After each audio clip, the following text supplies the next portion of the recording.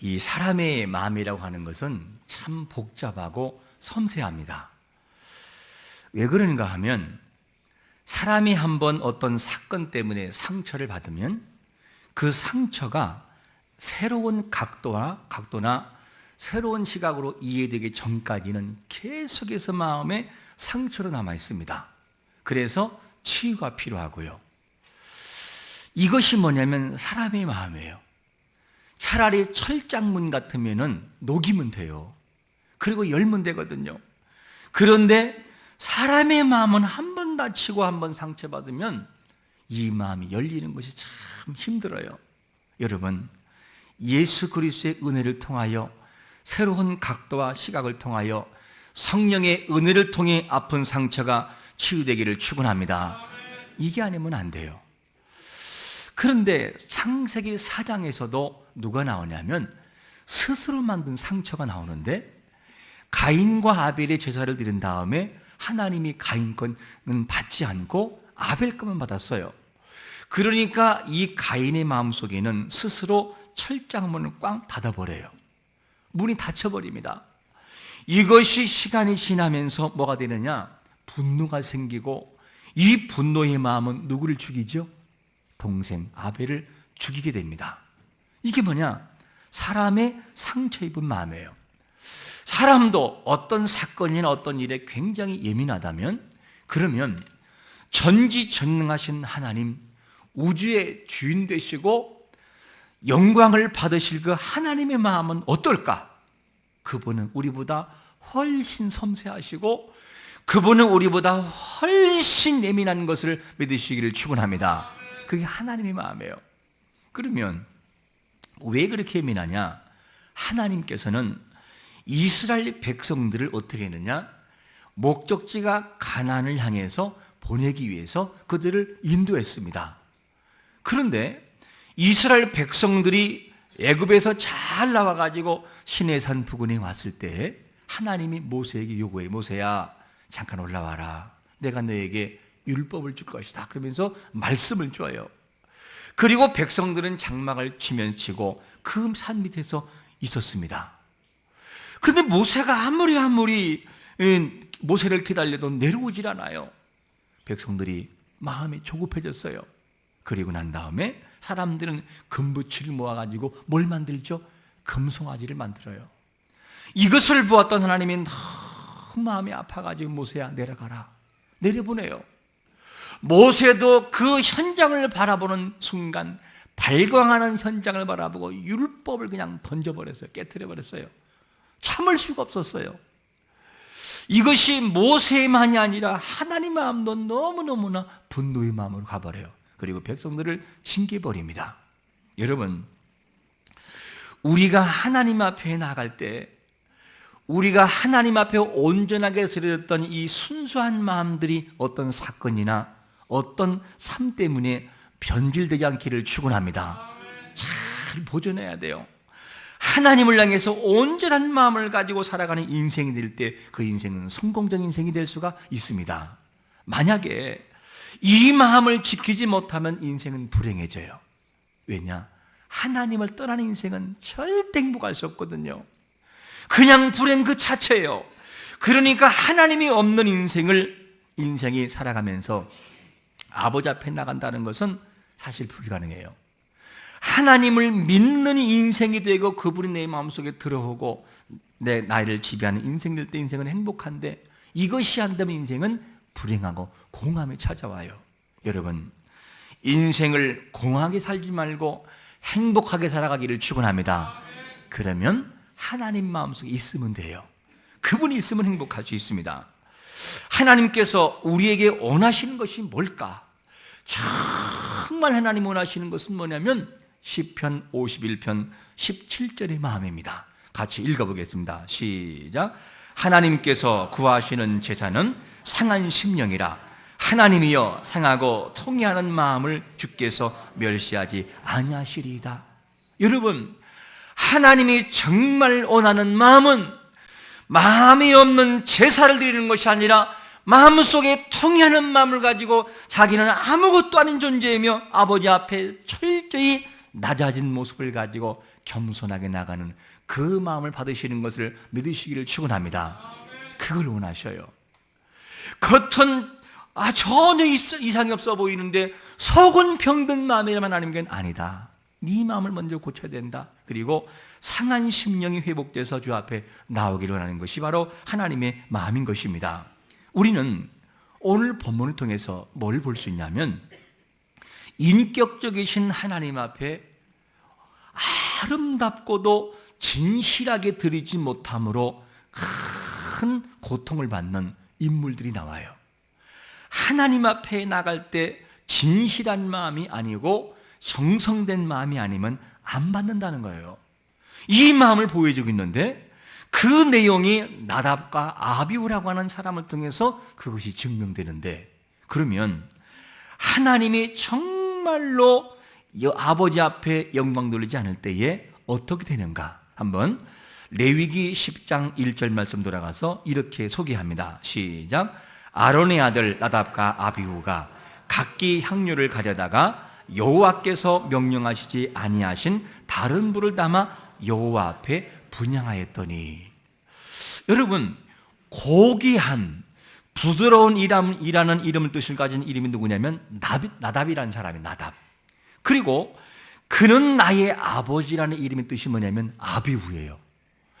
이 이름을 바라보면 너무 아름답잖아요. 고귀하다, 아름답다, 그런 나의 아버지. 이름이 뭐냐? 나답과 아비후라는 뜻이에요.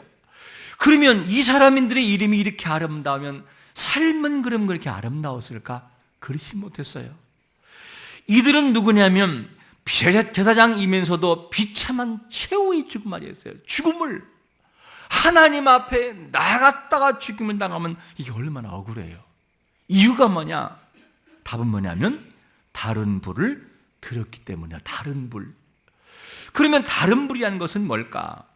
아론의 두 아들 나답과 아비후는 제사장이에요.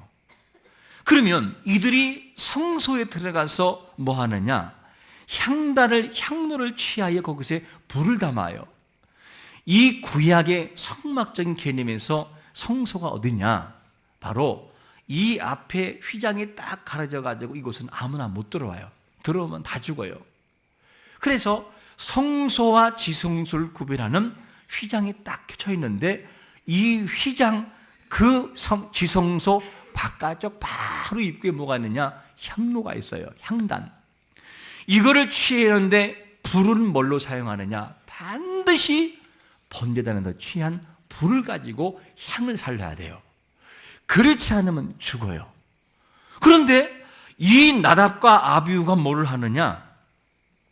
이 번제단에서 취한 이 불을 가지고 향을 살리는 것이 아니라 자기들의 마음대로 그냥 불을 가지고 향을 살라버린 거예요. 이것이 뭐냐? 하나님께서 명하지 않은 다른 불인 것입니다. 그래서 하나님이 원치 않는 불을 드렸으니 하나님이 받을 리가 있겠습니까? 이것을 받을 수가 없어요. 그래서 나답과 아비후는 그 앞에서 그냥 여호와의 불이 나와서 그들을 죽여버렸어요. 이게 뭐냐? 하나님의 일을 하다가 거룩함을 드러내지 못한 그들의 모습이었습니다. 얼마나 소중해요. 그들은 제사장이란 말이에요. 하나님의 이름의 영광을 위해 부름받았는데 얼마나 영광스러운 직분입니까? 일을 하다가 소중한 것을 받아놓고 천하게 사용함으로 그들은 죽음을 당했어요. 여러분, 우리가 누구지요? 우리가 어떤 사람들입니까? 우리는 고린도전서 6장 19절과 20절에 보니까 우리를 이렇게 소개합니다. 읽어봅니다. 시작. 너희 몸은 너희가 하나님께로부터 받은 바 너희 가운데 계신 성령의 전인 줄을 알지 못하느냐? 너희는 너희 자신의 것이 아니라 값으로 산 것이 되었으니 그런즉 너희 몸으로 하나님께 영광을 돌리라. 할렐루야. 우리는 뭘 위해 있느냐? 나를 사랑하신 예수 그리스도 그분 앞에 온전하게 영광 드리는 목적이 우리의 삶의 목적이요 목표인 것입니다. 이것을 위해 우리가 부름받았어요. 영원한 사망에서 생명으로 바뀌게 하신 예수 그리스도, 그분의 은혜가 이곳에 임하고 우리 모두에게 임하는 걸 믿으시기를 축원합니다. 그 목적이 있는데 어떻게 되느냐? 우리는 그 목적 가지고 살지 못하면 하나님이 안 기뻐하셔요. 나답과 아비후는 소중한 것을 받아놓고 천하게 사용했어요. 이것이 뭐냐? 그들의 모습이었습니다. 그러니까 하나님의 거룩성을 드러내지 않고 훼손시킬 때는 어떻게 되느냐? 하나님이 직접 나서버려요. 하나님의 거룩한 영광을 올려드려야 되는 그 현장 속에 하나님의 영광을 누리지 않고 훼손시키는 그런 마음이 있으면 하나님이 나서버려요. 이것이 뭐냐? 하나님의 거룩성을 지키는 스스로의 모습이 되는 것입니다. 예를 들어 볼까요? 사무엘상 5장 이하를 보면 어떤 내용이 전개되느냐? 하나의 사건이 나와요. 이스라엘과 블레셋이 전쟁을 벌였습니다. 보통의 경우 여호와의 궤를 앞서 나가기 때문에 전쟁에서는 꼭 승리합니다. 그런데 그날따라 뭐가 되느냐? 이스라엘의 법궤가 블레셋에게 빼앗겨 버려요. 이후에 무슨 일이 벌어지느냐? 궤가 어디로 가느냐? 다곤 신상 앞으로 가요. 신전 앞에. 왜 그러냐? 이 여호와의 궤를 다곤 신전 앞에 두고 신상 앞에 두는 것은 뭐냐면 이스라엘의 문화가 이런 문화예요. 전쟁을 합니다. 전쟁을 하면 가장 먼저 깨트리는 것이 뭐냐? 그들의 신의 목을 다 깨버려요.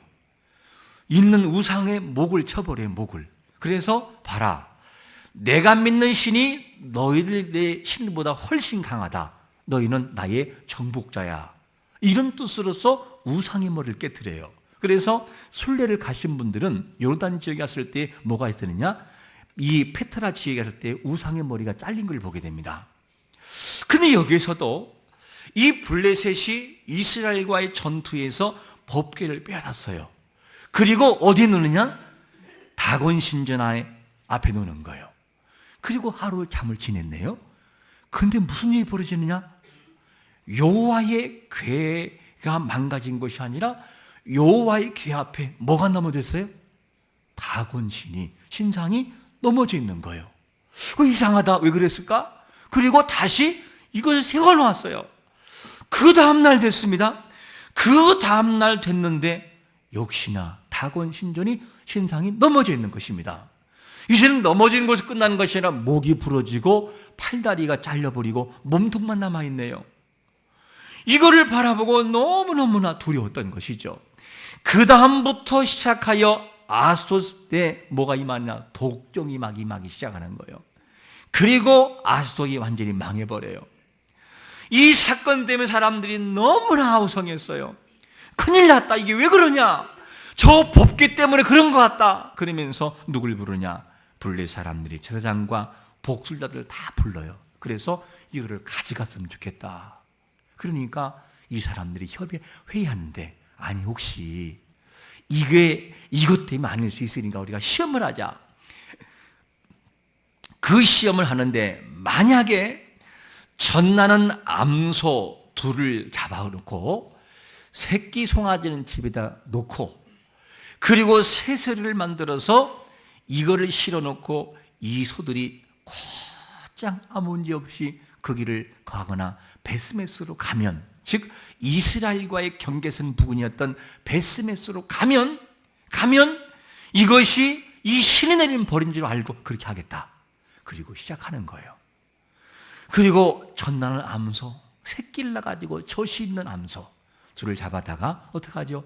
한 번도 멍에를 메우지 않은 이 멍에를 메우는 거예요. 그리고 난 다음에 이 소들을 가두겠습니다. 그러면 여러분 묻겠습니다. 멍에를 메어보지 않은 소는 일을 잘 합니까? 뛰쳐나갑니까? 소를 길러봤어야 알지요. 소를 길러본 사람들 아시지만 멍에를 안 메본 소는 훈련이 안 되기 때문에 막 뛰어버려요. 이걸 벗어버립니다. 그러다가 맞기도 해요. 그리고 전나는 암소가 그 길을 새끼 소를 두고 다른 모르는 길을 간다는 것은 불가능해요. 불가능. 안 되는 거예요. 그거는. 왜냐? 소가 가다가도 새끼가 생각나면 어떻게 되냐? 새끼를 향해서 달려가요. 소를 직접 길러보니까 어떤 일이 생기느냐? 새끼 난 이 어미소가 새끼가 잠시 안 보이면요, 풀 뽑다가 풀을 물고도 눈에 쌍불을 켜요. 그리고 매 소리를 질러요. 막 나타날 때까지. 그리고 나타나면 그제서 풀을 먹어요. 안 그렇고는 계속해서 이 소가 굉장히 당황스러워합니다. 그런데 이제는 이거를 테스트할 시간이 왔습니다. 그리고 새수레에 괴를 싣고 그 다음에 베스메스로 가도록 했습니다. 무슨 일이 벌어졌을까? 바로 사무엘상 6장 12절에 보니까 이렇게 소개합니다. 시작. 암소가 베스메스 길로 바로 행하여 대로로 가며 갈 때에 울고 좌우로 지치지 아니하였고 블레셋 방백들은 베스메스 경계까지 따라가니라. 무슨 일이 벌어졌죠? 있을 수가 없는 그 일이 벌어진 거예요. 이 암소가 가는데 새끼가 너무 보고 싶은 거예요. 그런데 젖을 불고 보고 싶은데 그를 뛰쳐나가야 되는데 누가 막는 거예요? 하나님 막는 거예요. 그리고 엉엉 울면서 어딜 가요? 베스메스를 향해서 가는 소가 있습니다. 이것이 뭐냐면 하나님 내린 기적의, 즉 지향이라는 사실을 그들에게 보여줘 버립니다. 여러분, 하나님은 불가능을 가능케 하셔서 스스로의 거룩성과 영광을 받으시는 분인 것을 믿으시기를 축원합니다. 그게 하나님이에요. 얼마나 예민하시고 얼마나 섬세하신 분인지 몰라요. 하나님의 마음을 감동시키면 아버지는 우리 편이라면 엉엉 우는 모습처럼 그냥 감동해서 어떻게 할지를 몰라. 하나님은 그게 하나님이에요. 이렇게 돼서 하나님은 스스로의 거룩성을 유지해 가시고 또한 이렇게 보존해 가십니다. 그리고 하나님이 하지 말라고 하는 것을 했을 때는 어떻게 취하시느냐? 이 사무엘상 6장 19절에 보니까 이렇게 말씀합니다. 시작. 베스메스 사람들이 여호와의 궤를 들여다본 까닭에 그들을 치사 5만 70명을 죽이신지라. 여호와께서 백성을 쳐서 그게 살육하셨으므로 백성이 슬피 울었더라. 궤는 아무나 볼 수 없어요. 봐서는 안 돼요. 보는 순간 하나님이 진노하셨어요. 그게 뭐냐? 스스로의 거룩성을 지키시는 하나님의 보존인 것입니다. 여러분, 오늘 본문에 하나님을 가까이 하는 자 중에서 거룩함을 보이셨는데 나답과 아비후가 죽었어요. 이 모습을 보여주고 있다면, 그러면 여러분, 로마서 1장 21절의 말씀처럼 읽어봅니다. 시작. 하나님을 알되 하나님을 영원롭게도 감사하지도 아니하고 오히려 그 생각이 허망해지며 미련한 마음이 어두워졌나니, 이런 사람을 대할 때는 어떻게 될까? 우리가 이런 모습이 될 때가 너무나 많이 있어요. 하나님을 알고 하나님을 정말 찬양할 우리의 모습 속에서 하나님을 돌리는, 영광 돌리는 모습이 너무나 없을 때가 많이 있습니다. 이것이 우리의 모습이기도 합니다. 여러분, 하나님을 선견하기 위하여 우리가 존재하는 것을 믿으시기를 축원합니다. 그러므로 부름받은 자는 불러주신 그분 앞에 영광 돌리고 최선을 다해야 돼. 최선. 이게 뭐냐? 하나님 우리에게 원하시는 모습인 것입니다. 그래서 주인이 집을 떠날 때에, 타국에 갈 때에 각각 달란트를 맡겨주어요. 그러면 맡겨준 것을 가지고 열심히 일을 해가지고 뭘 하느냐? 마태복음 25장 16절에 보니까 이렇게 일을 합니다. 읽습니다. 시작. 5달란트 받은 자는 바로 가서 그것으로 장사하여 또 5달란트를 남기고, 받은 것을 가지고 주신 사명을 열심히 감당하는 것이 그들의 모습이었다면, 우리에게도 하나님이 맡겨주신 사명이, 직분이 무엇이든지 최선을 다하여 충성스럽게 감당하시기를 축원합니다. 그렇게 감당하면 어떻게 하실까요? 하나님이 주시는 은혜가 있는데, 마태복음 25장 21절에서 이렇게 은혜를 주십니다. 시작. 그 주인이 이르되 잘하였도다 착하고 충성된 종아, 내가 적은 일에 충성하였음에 내가 많은 것을 내게 맡기리니 내 주인의 즐거움에 참여할지어다 하고, 우리가 믿음을 가지고 감당하면 하나님의 그 거룩한 즐거움에 함께 참여한 은혜가 임하는 것을 믿으시기를 축원합니다. 그러니까 믿는 사람들은 큰 것이 됐든 적은 것이 됐든지 열심히 감당해야 돼요. 최선을 가지고 감당해야 돼요. 이것이 뭐냐, 하나님의 원하시는 모습입니다. 그러면 오늘 본문의 핵심적인 질문인 하나님은 스스로 거룩성을 보존하시는 인격적인 하나님이라고 한다면, 하나님이 원치 않는 것을 드렸을 때에 나답과 아비후가 죽었다면, 그러면 우리가 하나님 앞에 어떤 모습을 가지고 예배하고 나가야만 되는가 하는 것입니다. 우리는 지금 아버지 앞에 영광 돌리기 위해서 나답과 아비후처럼 서 있는 거예요. 그러면 우리가 어떻게 아버지 앞에 예배를 드려야만 되는 것일까? 우리가 하나님 앞에 예배 드릴 때에 아버지와 나와 아무런 상관이 없는 예배를 계속 드리고 있다면 그거는 소통이 되지 않는 거예요. 소통이 뭡니까? 나와 당신과 내가 뭡니까? 하나가 될 때 소통이 이루어져요. 예배가 이렇게 돼야 됩니다. 그래서 예배는 일방적으로 드려지는 예배가 아니라 하나님이 정하신 룰대로, 하나님이 기뻐하시는 방법대로 드려야 하는 것이 예배인 것이죠. 그러면 예배를 어떻게 드려야 하지요? 요한복음 4장 24절에서 이렇게 우리에게 답을 줍니다. 시작. 하나님은 영이시니 예배하는 자가 영과 진리로 예배할지니라. 영, 내 속사람을 다하여, 내 인격을 다하여, 내 모든 것을 다하여 하나님 앞에 영광 돌리시기를 축원합니다. 이게 예배라는 거예요. 이것이 진정한 예배라는 것이죠. 그러면 여러분, 예배라는 것이 구체적으로 뭘까? 예배라는 뜻이, 예배라는 뜻은 뭐냐면 포로스키네오라고 하는 이 원문을 보면 이런 뜻이 있어요. 손에 입맞추다, 그리고 무릎을 꿇고 땅에 이마를 대다, 이게 예배고, 그리고 순종하다, 존경하다, 이게 뭐냐면 예배라는 원문의 뜻이에요. 그러니까 이 예배를 드릴 때는 뭐냐면 내가 편리한 데 드리는 것이 아니라 내 몸과 마음을 다하여 어떻게 합니까? 주님, 당신을 존경하고 사랑합니다 하면서 입 맞추듯이, 그리고 이 사람이 하나님 앞에 엎드려 이마를 땅에 대는 큰 낮아짐과 겸손함으로. 왜 그렇습니까? 사람과 나라와 전쟁한 다음에 한 나라의 왕이 패하면 꼭 이렇게 했어요. 어떻게? 나는 당신의 종입니다. 그리고 땅바닥에 엎드려서 이마를 땅에 대는 거예요. 이 겸손함, 완전히 낮아짐, 그분 앞에 굴복이라고 하는 이런 마음을 가지고 예배하는 것이 프로스케네오라는 이 예배예요. 그리고 하나님, 당신의 말씀이라고 한다면 오늘 100% 제가 순종하겠습니다, 제가 그대로 따르겠습니다라고 하는 고백이 뭐냐? 예배인 것입니다. 여러분, 이런 예배가 예배인데 우리가 지나온 세월들을 바라보십시오. 우리의 모습이 예배가 어땠습니까?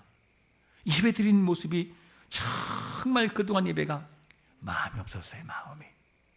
하나님 앞에 나올 때도, 주일날 예배를 나올 때 하나님, 오늘 예배 말씀을 통해 뭘 주시겠습니까? 어떤 것을 말씀하시겠습니까?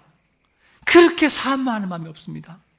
저는 그렇게 하고 예배드리고 지금까지 그렇게 해요. 청년 때부터 하나님, 오늘 저에게 무슨 말씀을 주시겠습니까? 기대합니다. 그리고 처음부터 마지막까지 눈 깜빡하는 것 외에는 설계자와 눈을 떨어지지 않습니다. 그렇게 될 때 그분의 음성이 들려요. 그렇게 될 때, 마음이 집중되어질 때 아버지의 음성이 나에게 들려져요. 뜻이 보이고. 그리고 우리가 살아가는 모든 예배 속에서 하나님 앞에 예배가 졸다 가지 않았습니까? 마음이 없으면요, 연속 볼 때 조는 사람 있나요?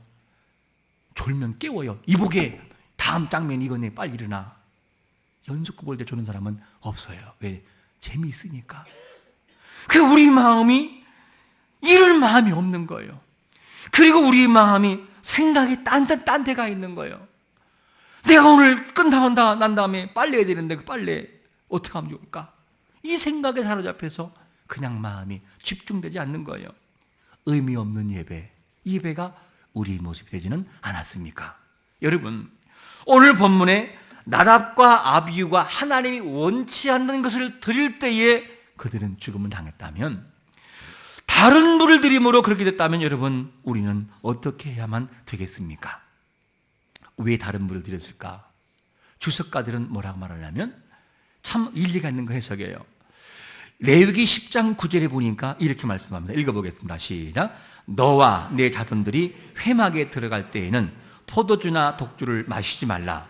그리하여 너희 죽음을 면하라. 이는 너희 대대로 지킬 영원한 규례니라. 사건이 있은 다음에 뭐라 하죠? 회막에 들어갈 때는 절대 술 마시지 마. 왜 그럴까?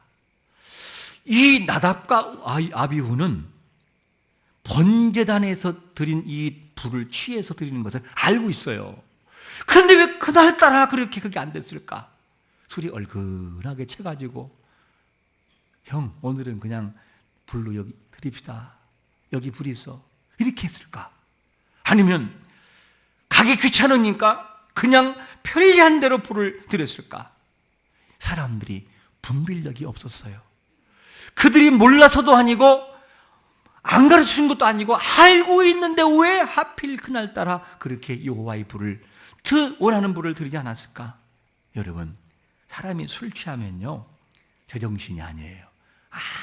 아무리 인격적인 사람이라도요, 호인이라 할지라도요, 술에 취하면 엉뚱한 행동을 해버립니다. 여러분, 하나님 앞에서 거룩한 예배를 드리기 위하여 우리를 훈련하시고 분별하시고 그리고 거룩하게 만들어가는 성도가 되시기를 축원합니다. 대제사장이 어딜 들어갈 수 있냐? 지성소에 1년에 1차 들어갑니다. 1년에 한 번씩. 그런데 그 들어갈 때에 뭐가 있느냐? 휘장, 즉 예수 그리스도의 몸과 같은 이 몸을 찢기는 것처럼 휘장이 쫙 찢어졌어요. 그리고 어떻게 하느냐? 예수 그리스도 그분의 은혜를 통하여 지성소에 누구나가 들어갈 만한 담력을 얻게 해 주었습니다. 이게 하나님의 은혜였어요. 그런데 이 성막이 구약시대에는 살아있어서 누구나 들어올 수 없고 1년에 1차씩 아무나 못 들어오고, 그것도 대제사장만 들어올 수 있는데 우리에게 들어오는 은혜를 준 것은 뭐냐? 예수 그리스도의 몸을 찢기는 고통을 통해서 회복된 것입니다. 그러면 성막이 살았다고 해서 그 정신까지 살았을까? 아니에요. 지성소에 들어올 때 죄가 있으면 죽음을 당하거든요. 그와 마찬가지로 우리 마음 깊은 곳에 거룩함을 가지고 내가 누군데 지성소에 들어가나라고 하는 그 감격의 마음을 가지고 하나님께 예배하는 자세가 뭐냐? 그게 예배자예요. 여러분, 이 모습을 가지고 예배하기를 축원합니다. 그렇다고 해서 나 맞아 죽는 거 아닌가? 이런 모습이 아니라 아버지 사랑해요, 아버지 보고 싶었어요, 그 예수 안에 자유하면서 하나님을 그리워하는 마음. 보고 싶으면은요 무섭지가 않고 그냥 보고 싶어요. 하나님께 예배하는 우리와의 관계가, 이 예배가 소통이 이루어지기를 축원합니다. 소통이 되는 예배. 하나님 사랑해요. 그래, 나 사랑한다. 내가 너에게 원해. 예, 알겠어요 아버지. 하나님 사랑해, 고마워요. 이 소통적인 예배, 이 예배가 될 때 하나님은 기뻐하시는 것입니다. 가장 우리에게 원하시는 것은 뭐냐면 예배라는 거, 예배. 여러분, 예배가 회복되기를 축원합니다. 이 예배가 정말로 회복이 돼야 돼요. 이 모든 거룩한 예배가 있는데 왜 우리 모습에는 예배가 안 될까? 하나님은 기다리고 있는데 이 예배 시간에 정말 드려진 예배 속에 때로는 도망갈 때가 있어요. 안 드리고. 사람은 모르겠지 하고 하나님은 보고 있고요, 다 지키고 있는데 그런 모습은 하나님이 안 기뻐한다는 거예요. 여러분, 예배를 예배답게 드림으로 온전한 불을 그분 앞에 드리기를 축원합니다. 하나님이 얼만큼 우리에게 흐트러지는 것을 싫어하느냐? 이 정도로 원하셔요. 자, 6절 말씀 한번 읽어보겠습니다. 6절 시작. 모세가 아론과 그의 아들 엘라살과 이다말에게 이르되 너희는 머리를 풀거나 옷을 찢지 말라. 그리하여 너희가 죽음을 면하고 여호와의 진노가 온 회중에게 미침을 면하게 하라. 오직 너희 형제 이스라엘을 온 족속은 여호와께서 주신 불로 말미암아 슬퍼할 것이니라. 지금 누가 죽었냐면 아론의 아들들, 두 아들들 나답과 아비후가 죽었어요. 그러면 너무 슬퍼가지고 이스라엘 백성들처럼 옷을 찢어요. 슬프면요 머리를 막 들이고 죄를 뿌리고. 그런데 하나님 뭐라고 하느냐? 모세를 시켜서 자, 너희들 자세 똑바로 해. 머리 풀지 말고 옷 찢지 말고 마음으로 준비해. 그러면서 그들에게 그렇게 못하게 해요. 그 나답과 아비후가 죽은 시체조차도 어떻게 하느냐? 형제가 못 끌고 가고 다른 사람이 끌고 가게 만들어요. 이렇게 만들어 놓습니다. 왜 그럴까? 당시에 제사장이 머리를 풀거나 옷을 찢는 행위는 뭐냐면 제사장직을 중단하겠습니다 라고 하는 징표이기 때문에. 그러니까 비록 형제가 준 가운데를 할지라도 내가 너에게 맡기니 주신 사명을 함부로 하지 말고 너의 자리를 지켜라, 이렇게 말씀하는 거예요. 그 정도로 하나님께서는 뭐냐? 우리가 온전하게 드리길 바라시는 것이 하나님이라는 사실을 우리가 알아야 됩니다. 여러분, 우리 스스로 나아갈 때 이 예배 함부로 깨뜨리지 말고 하나님이 보시기에 하나님이 원하시는 불로 드리는 거룩한 예배가 되시기를 축원합니다. 그러므로 그 속에 영광이 주어지고 그 속에 기쁨이, 그 속에 행복이 주어지는 것이 예배인 것입니다. 우리가 살아가면서 예배의 성공자가 되어서 하나님 앞에 흡족하게 드릴 만한 거룩한 예배가 항상 드려지기를 예수 그리스도의 이름으로 축원합니다. 아멘.